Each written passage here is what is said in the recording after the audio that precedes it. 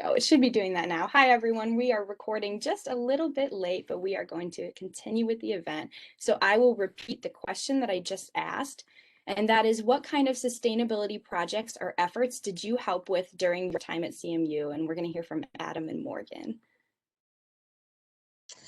Okay, I'm going to let Adam take this one right now because I'm going to let my dog outside so that we don't have noise distractions. Perfect. All right, so during my time at Central, I guess there was kind of two things that I worked on, maybe three, I don't know. So undergrad, I was involved in the e-board for Student Environmental Alliance and Take Back the Tap. I didn't do much preparation, so I don't know if those are still like active on campus or not. Yes, they're still very active, really great organizations that are making a lot of headway too. Oh, awesome. Good. Yeah. That's good to know. And then so that was undergrad. Into master's, I started to work with Tom Rohr and then Amber Van Meter on the 4th volume of the Sustainability is Central report. And that's just a big sort of data collection. So like what Audrie was talking about, where she was more like ingrained into the recycling program, that report, and my role in that was just to go around to different facets of the university and collect information on their sustainability efforts. And then the other piece was, I guess, my master's thesis was looking at how tree trimming in Connecticut can help reduce power outages. And it might seem like, well, that seems strange. You're cutting down trees. You're not really cutting them down. You're sort of trimming them to allow for no disruption of the trees if they potentially fall over on the power lines. Those are important things to think about with sustainability, because if there is prolonged outages like we had this year for a week, the whole state didn't have any electricity. There's perishables in your fridge. There are processes in manufacturing, things that can go down and be out.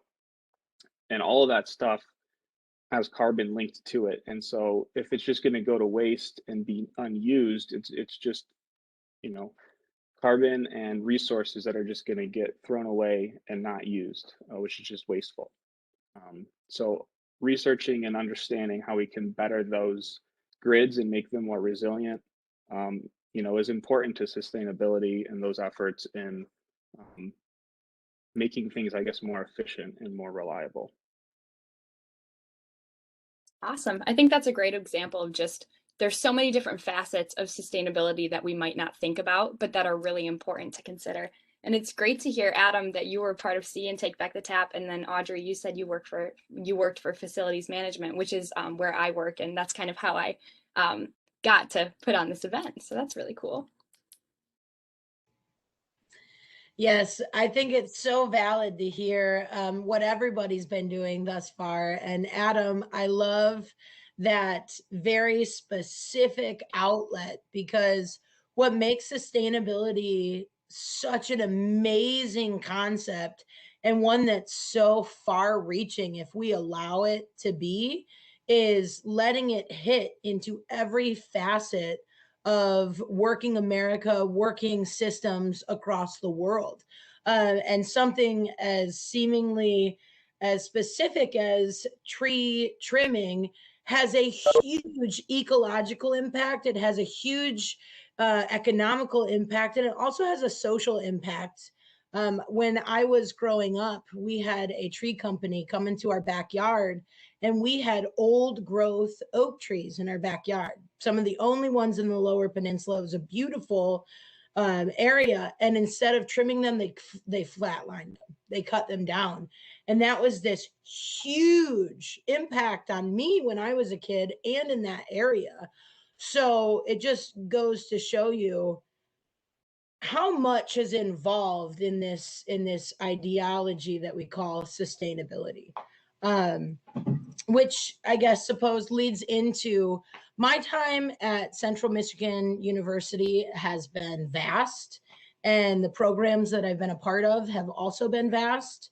I was involved in everything from, student Environmental Alliance to the Michigan Student Sustainability Coalition. We organized power shifts from the university. Yes. I'm so proud to say that that little composting program that was started from you and Chris Venegas, when I was working with the facilities management and Morgan composting in a program that is composting hundreds of thousands of pounds of compost each year, but it's a full circle. So the university generates food waste. That food waste gets taken to Morgan Compost. Morgan Compost comes to the university and does soil testing throughout the facility and sees exactly what that soil needs. Then they take our food waste and they create a customized compost that's specifically for CMU soil needs and sells it back to CMU for a reduced rate. So literally the food that's being eaten on campus is being tailored to go back into the soil that grows everything that we get to enjoy at that campus. And I speak in the now because that's something that I still highly enjoy. So I am just eternally grateful, Audrie, to be able to have seen that program grow and get to be a part of that, literally standing like waist high in compost out in Reese, Michigan. Like, yes. Other items at Central Michigan University that I've been involved with, I as well worked for the facilities management. So I worked in conjunction with Jay Kahn, the directors of facilities management, and he gave me wonderful projects that I got to explore, including, running the recycling department, working with green cleaning and doing purchase analyses to really guide our purchases to be more sustainably set. And I am really proud to say that I am the first student at Central Michigan University who got to work with the entire organization to complete the sustainability tracking, assessment, and rating system. This is an international online platform that doesn't just grade the university, it goes into grave detail of all of the social aspects of sustainability, the academic aspects of sustainability, the ecological aspects of sustainability, as well as the economical aspects of sustainability. So this was a really big undertaking of being a detective and like cruising around the entire campus to figure out everything that was going on to give us an initial rating. We were initially rated as a silver rated school, which is pretty high accolades in this international system. But I was afforded even more opportunities to work within those little facets of this report to start new initiatives, to help build current initiatives, and to plant the seeds of other change agents at the university to start progressing our status and our capability to be a truly sustainable system. Yes. And I am forever grateful for being able to be a part of that process. Yes, Morgan, I am so glad that you brought that up. And that is so cool because actually here on the call, we have Eric Urbaniak. And last year, he was able to apply for CMU to be upgraded to gold within that same system. And it's just so cool that we have you both here on the call. So I want to shout him out. That was absolutely amazing that he was able to do that. So wait, can we get our friend here to unmute? Did we get upgraded to gold? If that's okay with you, Eric, there he is. Yeah, hi Morgan. I was the second student to do the STARS reports along with Teresa Holmesy, who was on this call. It's just like you said, it was super comprehensive, all the environmental, social, cultural, economical, human sustainability. And yes, we did get gold this year for the first time as of February 4th. So thank you for all the work you put into that. I really appreciate it. So cool that we're able to make those connections like this. All right, so the next question we have is, what kinds of projects have you continued to work on in your time after graduating from CMU? So projects, I guess I would break it up into personal world, work world for me. Personal world, I'd say probably what is very typical of everyone on this call. I recycle, I compost as much as I can. I'm very mindful of what I bring into my home because I know it has to be disposed of. So I'd say waste management is something that I'm very sensitive about. So I try to really buy products that are not disposable, reusable, or compostable. And one thing that I've gotten a big kick out of is I took a master rain garden course, and it's free, or it was free, through Washtenaw County. And so you take this course and they pretty much just teach you how to install a rain garden. And so I've done 2 on my property now. It's been a lot of fun. So I'm also kind of a plant geek. I don't know my plants that well, but I'm big into native plants. And so that's been kind of a hobby of mine to take, in my opinion, pretty worthless grass and convert it into an actual usable habitat. So that's been a lot of fun for me in my personal world. And then work world, it's the department is very much about protecting natural resources as far as my program goes. And I work in the water resources division. And so we enforce statutes that protect wetlands, lakes, streams, critical dune areas, and the Great Lakes. So it's a big job. It's a busy job. But I mean, we're always looking at applications, trying to make projects less impactful to the resource. And so we do permit impacts to our resources, but it's always a constant trying to make these projects better, making sure that there are no alternatives. And the basis of that is sustainability. We want to ensure that all of these natural systems are there for future generations. So that's the work world. It's extremely challenging, but also extremely rewarding. And so necessary too. Definitely. So once I left Central Michigan University, I've bounced around quite a bit. And that's due to the fact that I have focused my energy on being an organizational change agent.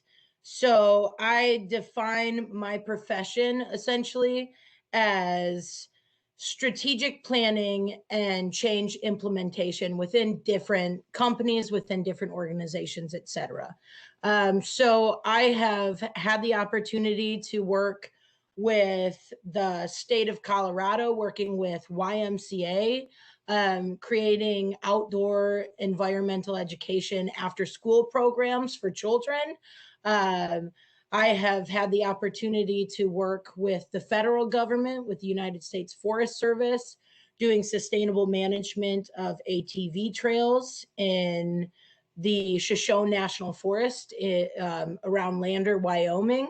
And I've been doing programs at different environmental education centers, as well as campgrounds, that type of thing. But most recently, I find myself in Bradenton, Florida at a K through 12 charter school known as Team Success, a School of Excellence.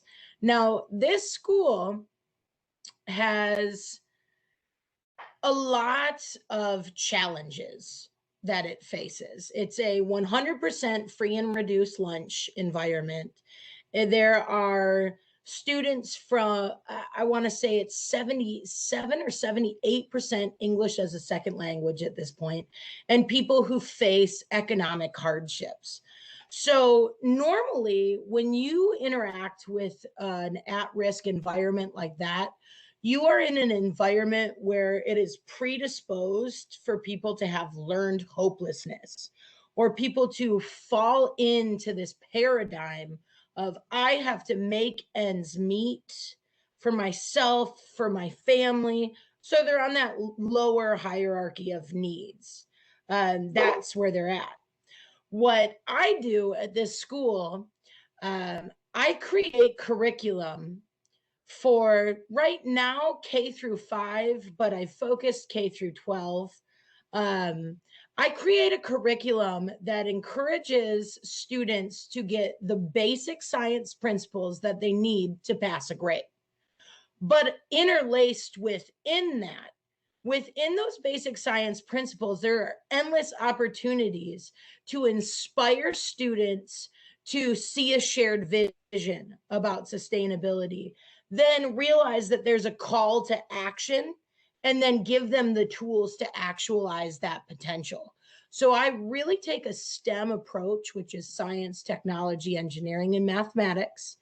I take a STEM approach to get students to engage in problem-based learning, where once they've learned their basic principles, now all of a sudden they have an opportunity to feel and act as a part of society as a whole, once it builds up to that, to really make an impact in their local community, within the school, within their family home dynamics, and within the region, essentially. And this has been something that I feel something that needs to be addressed. Is none of that happens if people don't learn the basics in a way in which it makes them love the basics. And my whole focus at a school is getting students to dive into science in a way where they love it so much that those basic principles, once they're memorized, they come naturally, and their actual progression is applying it in different contexts. Yeah. Morgan, that is wonderful to hear. I think that in a lot of curriculum, sustainability is sadly missing, especially for younger kids and in high schools. And I also love that you mentioned community, and how if we can foster this sense of the importance of sustainability when kids are young and when they're learning these things at first, they'll grow up and enter the community and be ready to advocate for change. That is absolutely inspiring to hear that you're doing that. Yeah, that's wonderful. Very, very good. Amazing stuff. I liked hearing those stories. They were really interesting. It was nice to see like basically sustainability being enacted at all three levels. You have Audrie at the state government, Morgan, who worked for the federal government for a little while, now is local community type action and change. You know, all that's really, really great. And I do like, Morgan, what you were saying about teaching them sustainability within STEM, and making it so that it's almost like this sort of second nature thought that they have. One thing that I really liked when I was at school, and still really like, is sometimes you talk about these things that are related to climate change or sustainability, and they're these like very lofty concepts and whatnot. And something that I like to do is try and find things that are universal to everyone that can be applied. So like if you say the greenhouse effect, and this is what it is, here's the science behind it, this is what happens when the light from the sun comes through the atmosphere and hits Earth's surface, and then changes from I think it's a shortwave to a long wave radiation back out. It can get a little lost and confusing, but everyone understands what it's like to get inside a hot car in the middle of summer. That seatbelt burns your hand. It's really hot outside. It's the exact same thing. that shortwave radiation permeates right through the glass. And then as it hits the upholstery and the dash and all that sort of stuff, it changes to heat and it can't get back out. And it's the exact same concept. So I didn't mean to go off on a little rant there. So to answer the question, as a PhD student, currently I'm working on sort of trying to formulate a sort of framework for thinking about how to sustainably, sort of in an environmentally just manner, in a economic manner, in a technical fashion, in a environmental, from a like species and habitat perspective, plan for this new sort of offshore initiatives. There's 30,000 megawatts of wind turbines that are being planned or proposed to be put offshore on the Atlantic coast. And if we just throw them all out there willy-nilly, it's not going to be good. You know, there's a lot of considerations that need to be taken into account. And so I'm trying to come up with, you know, a way that can be, you know, a nice way that can be outlined, that thinks about things that, so that this is an achievable goal. Renewable energy is a good thing, but it needs to be a good thing that's done in a sustainable, equitable, environmental, economic, technical way, so that, you know, things that want to be proposed and want to get done actually do get done and don't end up failing. Absolutely. I think that just goes to show again how multifaceted sustainability is, like whether it's renewable energy or trying to include it in education, or working to make it more understandable, like you were saying with the car example. There's just so many things to consider. Okay, the next question that we have is, what do you think are some of the most important aspects of sustainability? I think we've touched on the answer I had for this one already, but I think it's so important that sustainability is so widespread. You can take almost any interest you have and work sustainability into it. So whether it's transportation, whether it's waste management, whether it's the food we eat, sustainability is applicable to everything and everyone.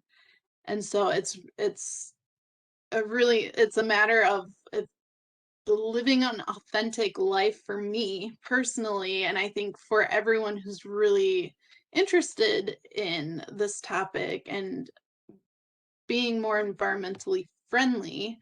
I think it's just important to live authentically, and so that you serve as the example of showing that we can still live happy, healthy lives, and actually better lives when we think about sustainable concepts and making things better. And it's not a like give and take, like I have to give up all this stuff. It doesn't have to be like that. There are lots of alternatives, and it's very doable. We just need that motivation and we need to put the effort into just doing it. So that's, I think, the number one thing about sustainability for me is it's so important, but it's applicable to everything, and every little bit helps. So take something you're interested in and make it more sustainable. We need a term for that. Like, I don't know, I'm not that creative, but a term like, oh, I greened up my car or something. Somebody who's more creative, come up with a tagline that we can use. That would be awesome. Yes, I totally agree with you that it's super important that sustainability becomes widespread, and that more people learn that making changes doesn't have to be super difficult, or it doesn't have to be something that really negatively impacts your life. It can positively impact your life. Absolutely. Okay, for this section, I want to have a little bit of fun with our audience. So is this okay for me to get the audience involved right now? I think so. If people are comfortable with unmuting, if not, that's okay. But if anyone is comfortable, then That's perfect, because I want to piggyback off what Audrie said, and I want to take this into what I think the most important aspects of sustainability are. So, piggybacking off Audrie, let's hear. I mean, sustainability can be in any aspect of your life. What are some things or actions that you do or you don't do that you feel are sustainable in your life? So if there's anyone in my participants here, these 17 participants, if there's anyone who wants to unmute, go ahead and just say something that you believe is a part of sustainability. and you can unmute or you can type it in the chat too. That would work. Hello, can everyone hear me? Hi. Awesome. Hello, good evening. I've been so enjoying this discussion. Seriously, the three of you, all of your activism is so inspiring, and it's so cool to have, like, I am roommates with Eric Urbaniak, and so we do a lot of interconnected issues together, and to see the efforts he's working on, to see the individuals from which it stemmed from is such an honor. So seriously, thank you all for so much good work. But for me personally, I am the ambassador of persons, places, and ideas for the Center for International Ethics here at Central Michigan University. And my big contribution, at least the work that I've been doing with the Center for International Ethics this past academic year, has been denuclearization, with a poster exhibit and other educational efforts under the banner of a revolution of thought, Hiroshima, Nagasaki, and the pursuit of peace. So through the Center for International Ethics efforts to get to interact and collaborate with the Hiroshima Peace Memorial Museum in Hiroshima, Japan, hearing from the individuals who survived these bombings, the hibakusha, which is the Japanese term for the individuals who survived, comes this recognition that nuclear weapons, when you detonate a device that goes off hotter than the surface of the sun, that is in no way going to help foster a world in which people are able to live in a sustainable way with their environment. And so we recognize the tremendous effect that these weapons have had on indigenous peoples, particularly the people of the Marshall Islands, where the United States conducted 67 nuclear tests, and the Castle Bravo test, which was the world's first hydrogen bomb. We also recognize the impact it has had on the people of Kazakhstan, with the Soviet Union testing over 25% of all nuclear tests ever to be carried out in history in one area of northeastern Kazakhstan known as the Polygon, in recognition that through these testings and mining efforts that have been used to create these horrendous weapons, that much detriment has been caused to the environment. And so through this, we advocate and educate individuals on the Treaty on the Prohibition for Nuclear Weapons, which was brought into effect at the international level on January 26th of this year, signed by and ratified by 50th nations. So that is my contribution to the sustainability effort, and recognize that all of these issues are very inexorably linked. So I love that you bring up this worldwide ideology, this worldwide recognition of something that's happening that's pertinent in everyone's life that you're passionate about. And at the exact same time that you are presenting this, in the chat box, I am seeing I like to reuse plastic containers to store the food I bring from home.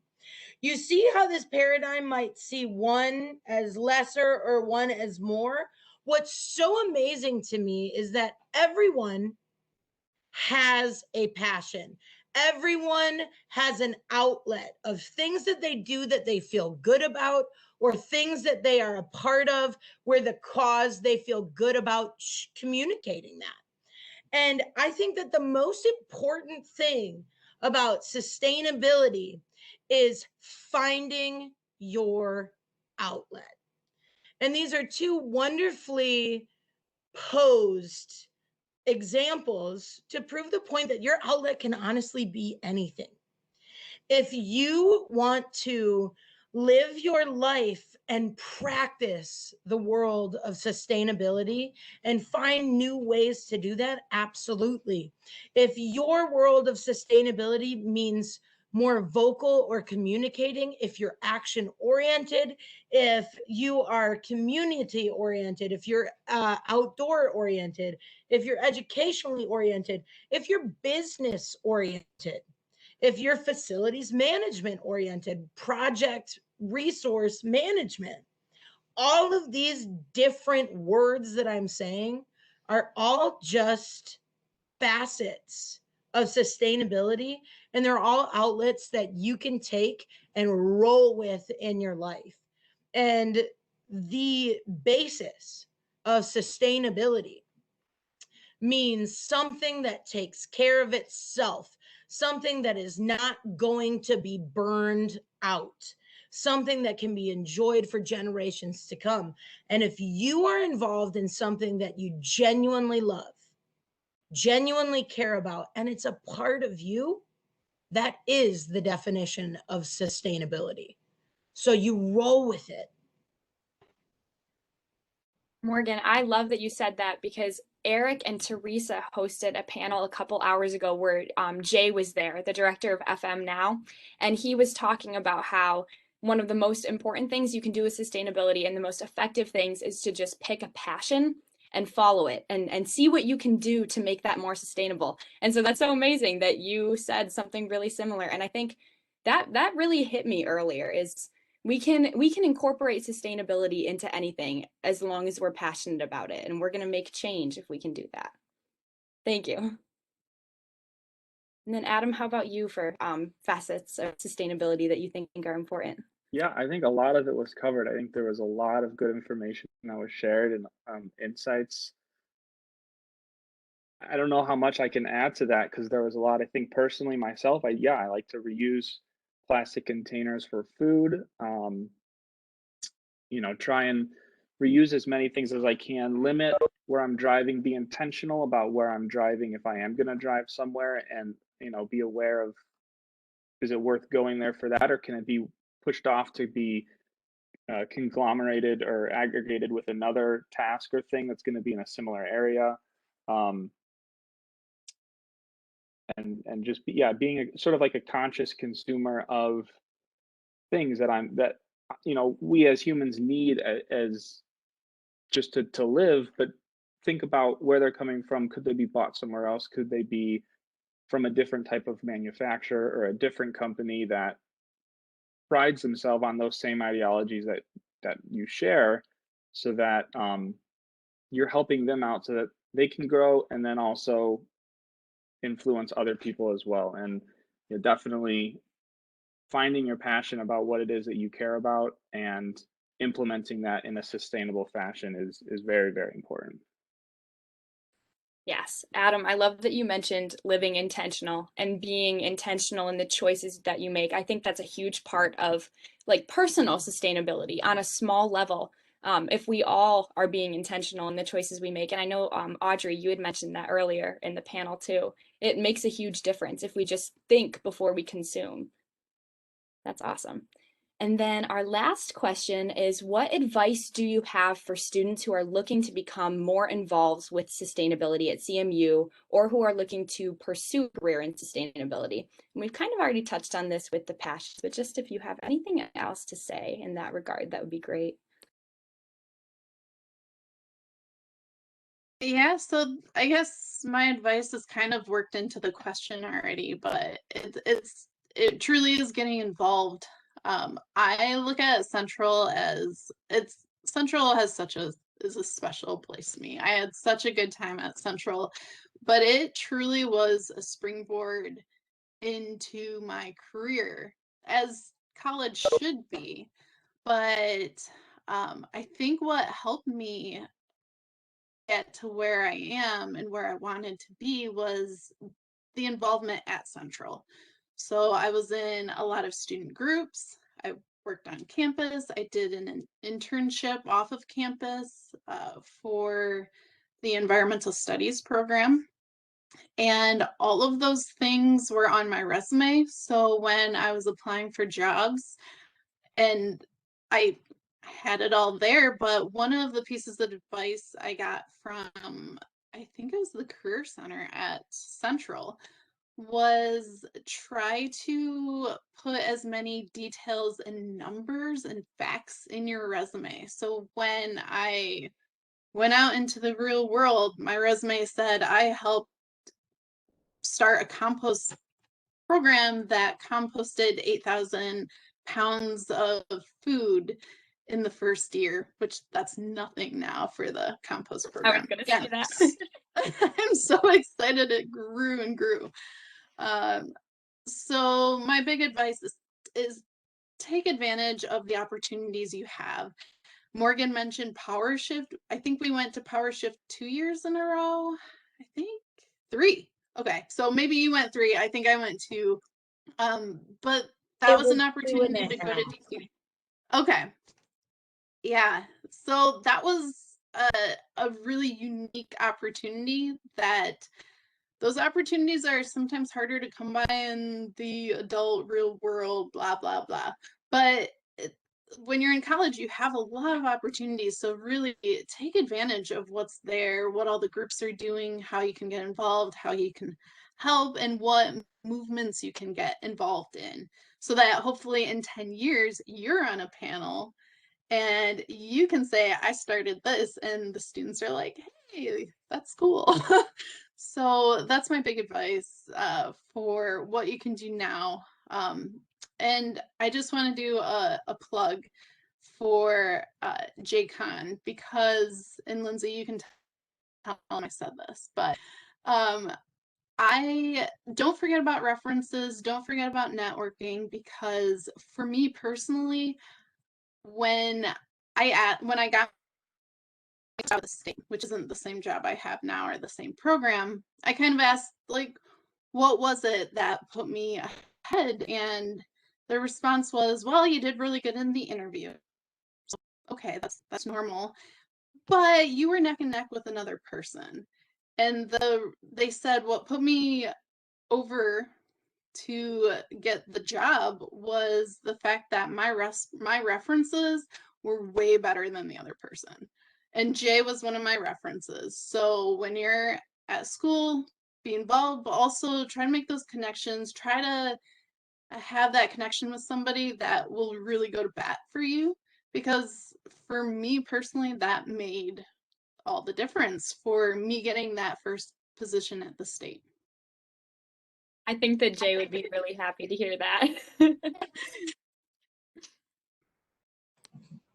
I love that that's a part of your story, Audrie, because I've definitely secured a position before, in part to Jay's recommendation. Because when you work with individuals who really expect excellence, they are willing to communicate that. And I think that that's one of my pieces of advice is it's not, yeah, it's exactly like what you were saying. It doesn't matter whom you're working with. What matters is you give yourself to a position in a sense where you show what you're capable of and you show the passion with which you have with what you have within that, and you are going to go places because people pick up on passion and performance. When I was growing up, my father always said underperform and over deliver. And as much as that's a great piece of dad advice, it's so true. But part of that over delivering is the passion with which you deliver that. So, in terms of what advice I have for students who are looking to become more involved in sustainability, the first thing is when we're talking about connection, I want you to practice the word yes. You'll all have to excuse the fact that my dog is giving little whines right now. So we're going to have to work with that. But I want you to really practice the word yes. It could be something that maybe you're not into. Maybe you're not into measuring sewer grates along 3 different streets that haven't been updated since 1970, but say yes. Maybe you're not into sitting in a hallway of kindergarten students for 30 minutes after school every day, but say yes. Give these different things a try, and you're going to find that that level of yes connects you to community, and that's where your options open up. Furthermore, if we're working beyond the level of engagement and you're a person who is starting to get more serious about your position within sustainable systems or within any force to drive a sustainable future, I want you to look into strategic planning, because strategic planning is utterly important for you to be able to make a clear, measurable difference with whatever it is that you're thinking. If you have an idea of something that's going to enhance the community or enhance just any sustainable system where you are at right now, I want you to go through the 6 logical steps of strategic planning. Number 1, figure out where you're at and what you want to do. Number 2, pool some people and resources who you've heard say those buzzwords. Number 3, do a SWOT analysis. And I know that sounds silly to like throw out an acronym, but SWOT means strengths, weaknesses, opportunities, and threats. Think about what it is that you want to accomplish. And I want you to think about what your strengths are that you play to, what your weaknesses are that you can find someone else to help you overcome, what your opportunities are to get out of this project, and what threats might be out there in terms of like, okay, those are limitations. We're not going to go there and we're not going to do that. You use that to make your strategic plan. Your strategic plan is literally start to finish what my project should be. Then you implement it, and then you talk to people about it and get their feedback. If you are really working towards going from a casual sustainability liaison to someone who is really focusing to drive a change, follow those 6 steps. They're going to help you substantially.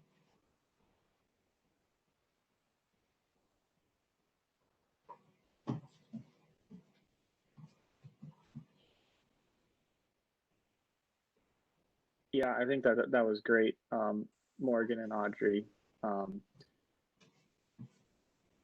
Advice to students. I think now it's been a while, so give me a minute. I can't remember who said it, but someone was talking. I think it was Audrie was talking about having connections, having references, meeting people. Those are extremely important pieces to hold on to and take from this, because I'll be completely honest, on paper I'm probably not the best applicant for a PhD student at the University of Connecticut, a master's student at Central Michigan University. But having those connections and having people back you and sorry, I can't think of the word right now, back you and sort of go to bat for you is extremely important, because one person's word over a piece of paper is going to speak volumes. They say, no, this person definitely can get the work done. They have a huge passion for it. They really care about it. They'll be there for you when you need them. That's way more important to someone than what grade you got in a class, at university, because it doesn't matter. Everyone's going to have ups and downs. One semester is going to be really good. The next semester is going to be really bad. There's external influences all over the place that could sway, those results at the end of the day. Advice, I think, making connections, talking to your professors, talking to people that outside of the university or outside of school that are involved in sustainability efforts or things that you're passionate about is, very important. I think what Morgan was saying yes to things, also important, because you don't know what might be at the other end. That person might say, I need you to go out and measure these sewer grates along this road. And you're like, well, this is really dumb. I don't want to do this. Well, if you do it, they might say, okay, this person knows how to do that. That's good. Now we're going to have them do this instead. And then they're going to do this thing. You become an accountable person for that, I guess, boss or manager, whatever you want to, call them. And it could open up doors that you don't even know are available. I think going out, finding what is important to you, implementing this passion for sustainability and whatever it is that you're good at is important. If you like finance, help with financing renewable energy developments, help with financing composting projects for local communities, make your own business. If you like law, environmental law, energy law, business, whatever it is you might like, do it, and do it with a lens or a mindset on sustainability. I think that's probably the most important piece, in my opinion. Absolutely. Yeah, don't be afraid to get involved. Don't be afraid to try to make connections. And like Morgan and Adam were saying, try new things. I think that's great advice for sure. Does anybody have any questions for our panelists? And the panelists, I was also hoping that you could drop your emails in the chat as well, just in case we have anybody who would like to reach out to you. That would be okay. Are there any questions?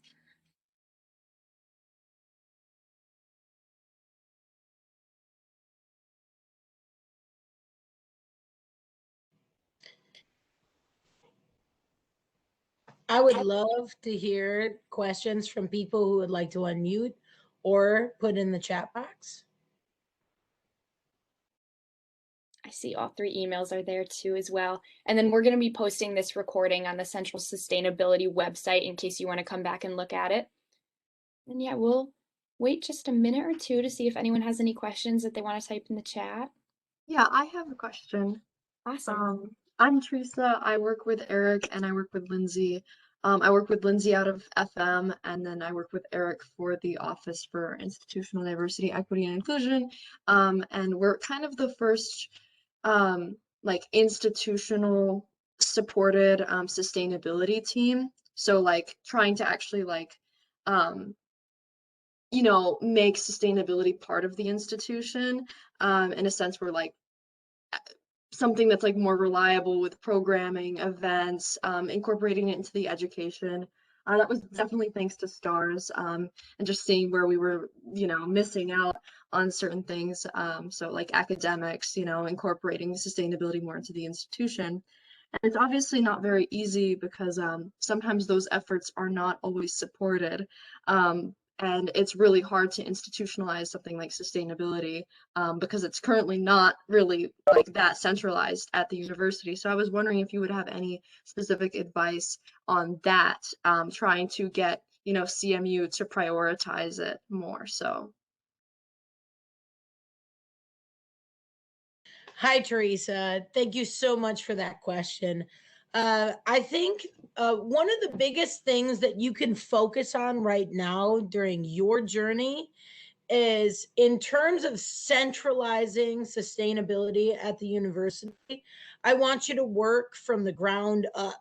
So instead of a top down model, I want you to work from the bottom up, the grassroots model, moving and matriculating higher and higher. So if you are looking to really drive, let me make sure I'm getting this correct. So correct me if I'm wrong. You're making sure you want to get sustainability from a social equity standpoint in academics moving up. Is that correct or is that incorrect? That's one of the things that we want to do. We kind of just are. So, Eric, do you want to jump in and kind of help me explain this a little bit with what I mean by institutionalizing it? Hope Eric's there. Yeah, I'm here. So I guess one of the things we've been working to do over the past year is develop this platform called Central Sustainability. And right now it's essentially like functioning as the unofficial Office of Sustainability at CMU. So Teresa and I like meet monthly with the other directors of sustainability in the state. And honestly, it's just like shocking to the two of us that CMU does not take like that next step and develop their own Office of Sustainability. Like that's something that nearly every college and university in Michigan has, like even the ones smaller than CMU. And we're really struggling to convince the people at the top to do that. So there's all these student groups and grassroots organizations that are kind of already doing the advocacy, but we don't really know what to do next to get to that next step. Okay, so thank you for redefining that. Let's think about, I'm going to use just a real quick study, and then we're gonna take that to exactly what you can do. A real quick study. You ask students to compost pizza bins, compost pizza boxes. People don't do it. You ask people to compost pizza bins, and you throw a pizza bin, you throw just a compost box out there. Barely any people do it. You ask people to compost pizza bins, and you make a box that has slots in it that fit a pizza box.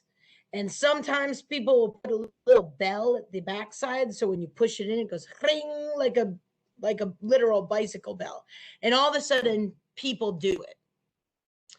The idea for behavioral change in the world of sustainability is making it literally as easy, and as I use this term very loosely, as easy and as idiot proof as possible. And idiot proof seems like it has a negative connotation, but what it really just means is it's just like a one step away. All you gotta, that's where it goes. It becomes second nature. So if you're trying to make this platform more more widespread through, and you're trying to bring that to the higher ups, the powers that be, I want you guys to look into behavioral modification studies. Look at the easiest way it could be to make this more user friendly, and then go to the people who say yes or no, and make it as easy as like 2 or 3 clicks of, oh, we can say yes to this. Just know that behind every decision people make, they have like a bunch of different things at stake. But my suggestion to you is just make it as user friendly as possible, and make it at this point an online platform that's user friendly, where blue all of a sudden, like, make an app. Find someone, go find some students who make apps, and find somebody to make it fun, like a little game app that people can just download as their, their entrance, one of their pieces of their packets that they come into the university. Like, you have these options, but the end goal right there, if you want to make that change, make it really accessible and make it really easy. If you think it's super easy, it's probably good, or make it one step easier.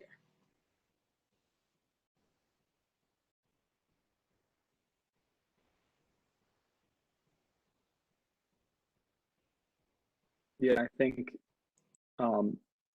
it is difficult to enact change in systems that are not willing to change, or not thinking about it from the perspective that you want to see them think about it in. Sometimes there are a lot of doors or reasons behind decisions that are being made that aren't viewable to the public all the time. And to not have, sustainability office at Central, there might be something behind the scenes that the students aren't aware of, that's the reason for it. Now, it doesn't mean give up. I think showing from a grassroots perspective, like what Morgan was saying, from the bottom up, showing that the whole student body really needs this, really wants this, finding ways that implement sustainable actions that become easy and become second nature, because I've seen it myself. You can have a recycle thing, and you can, sorry, you can't see my hands.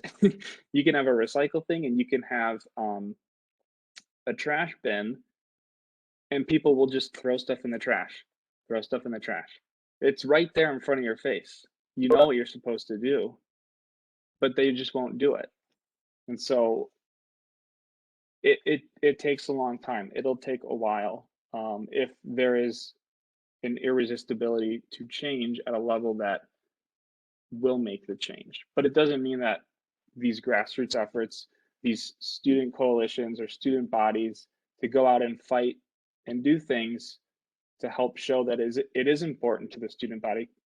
That's what's important, because at the end of the day, the university operates sort of like a pseudo governmental body.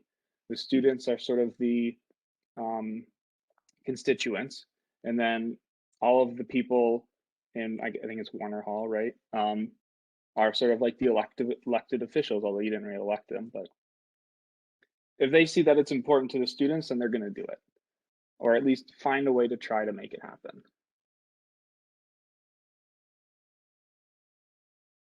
Yep, and just to add to it, be relentless at showing the value.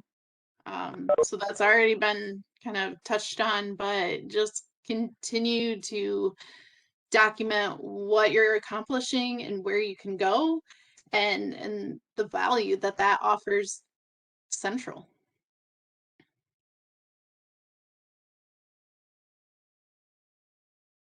Well, thank you for those that advice. I wrote some of it down, so I appreciate it. Does anybody else have any questions?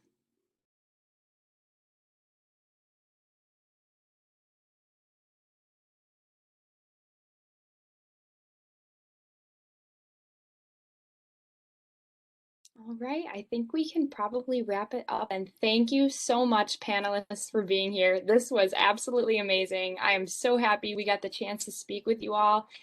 This recording is going to be posted so that other people can view it as well and hopefully be inspired by your amazing work.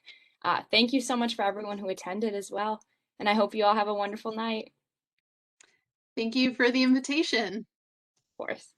Yeah, thank you so much. It was a pleasure talking and meeting Audrie and Morgan. I haven't had the pleasure to meet either of you, so it was nice. It's good to meet you too. Yeah, it was nice to meet you as well. And thank you everyone for being a part of this. It means a lot. Let's get it out there. Agreed. And fire up chips always. Yes. Anyone know why they say fire up chips? If No. you're a part of facilities management, you should know this. Uh-oh. I don't know if I've If heard this. you walk in to facilities management into the section where they have all their industrial equipment, where you're required to wear ear protection, what are those two smokestacks actually letting out emissions from? It's the wood chips, right? From the wood chips. Did not That's where know the term fire up chips. No, Oh my gosh. I'm saying That's amazing. fire up chips. that's awesome. Thank you for teaching me. Yeah, fun fact. That was a J-Con-ism. I think it's true. A J-Con-ism. I'm going to use that word in our meetings now. Yeah. He's got a few of those. Yeah, absolutely. Hey, Lindsey, thank you so much for organizing this. Absolutely. This is really well planned. It was, you're a fantastic personality on something that has to be virtual. Thank you so much. Thank you. I appreciate that. And thank you all for being here. It was amazing.